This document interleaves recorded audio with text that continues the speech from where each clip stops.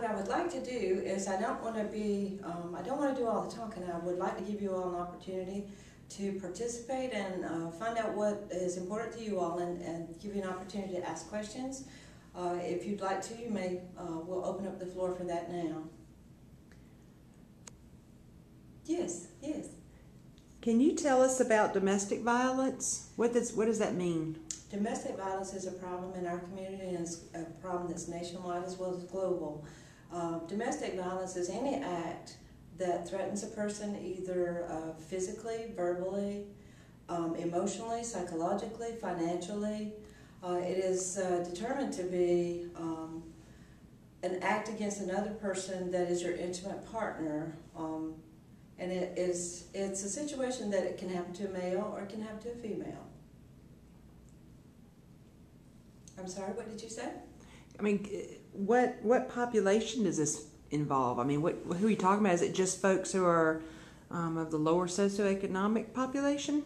No, I'm glad you asked that question, because a lot of times that's a problem. People don't realize that you can be a partner, intimate partner with a doctor, a lawyer, or someone that's a service technician or has no job at all, and you can be harmed by that individual. It tends to escalate over time, and usually once the situation has erupted, it begins to escalate, and typically the situation does not turn around without some intervention. And unfortunately, what I have learned in this experiment and this research is people are very, very reluctant to ask for help.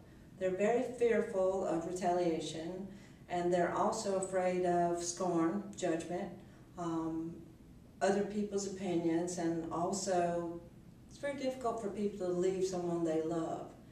That tends to be a problem for a lot of people. They tolerate the abuse for very long periods of time, and the one thing that I've learned that's so important that I would love to share with you is there is no limit on how much tolerance we should have for trying to help a person that is a victim of domestic violence. A lot of times, I know in my own life, I have set limits with people and thought, I've given enough, if that person doesn't change, I'm not going to help. And I have learned in this situation that it may take a long time, and it's not for us to decide how much is too much. People can be harmed, and we have to do what we can to give them understanding and acceptance all the time without fail. So what's available in Lawrence County for domestic abuse to assist in this effort? Lawrence County, first of all, has the safe home that we've talked about.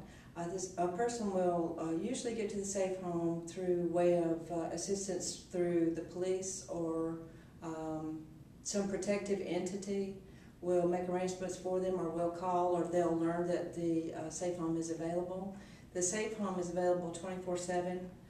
Some of the services that are provided that are linked to that are someone will go with you to the hospital, someone will accompany you to the courthouse for an order of protection, which is often needed to protect the victim from violence, and include the police so that the person has some rights legally that can help defend the family or whomever is involved.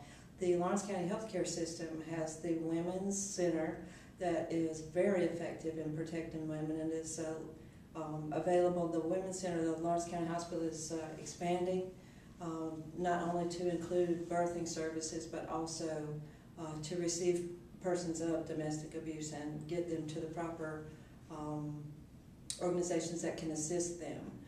There's, of course, 911 is an easy number for people to remember, and it's a 24/7 service that we all have. But Lawrence County Police Department is very effective in responding to calls of domestic abuse. We have actually, to reach the safe home, that can be reached through the internet or by telephone, but you can call the hotline at the courthouse. The number is very easy to remember. It is on the brochure that I've given you, but it includes the word SAFE. That's easy for people to remember. So what can we do as citizens of Lawrence County to assist? That's a great question. I was really surprised when I learned that, first of all, we can open our minds and realize that the problem is not specific to any person, any group, that it is a problem that's for centuries old, and it's something that is so harmful to the victim. The person is so, oftentimes is so harmed that they need help and they need it right away, but they're often very afraid. So what we need to do is open our minds as a community to realize that we can help people, and there are ways to do it, very simple ways. In our homes we have clothing, we have items, we have things that we don't need, things that take up space, things that we want to take somewhere but just aren't sure where to donate. But I think it's important when you do donate that you realize just how much you're doing for a family and for the community when you do donate items to our little shop in Western Square. What it gives is a person an immediate opportunity to get some items that they need right away, bedding, clothing, personal items, things to start up right away, things that can be accessed easily and quickly. So how do people in the community get these items there? You can donate.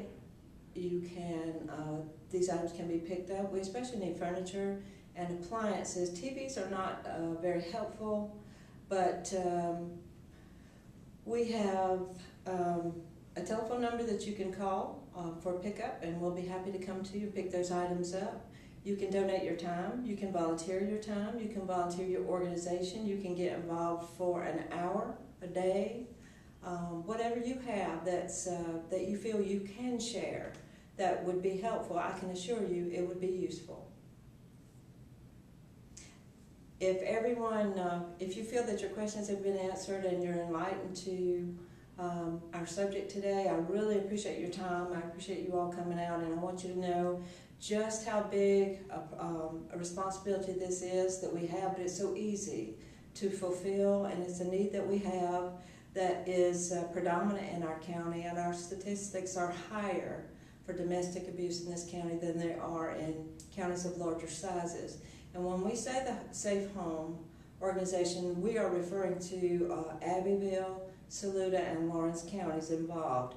These are the areas that are served by our organization and your volunteer efforts. And I thank you all, and I appreciate your time, and I'm sure that the people in need will be very respectful and very appreciative of the efforts that you make. Thank you so much, and have a great afternoon.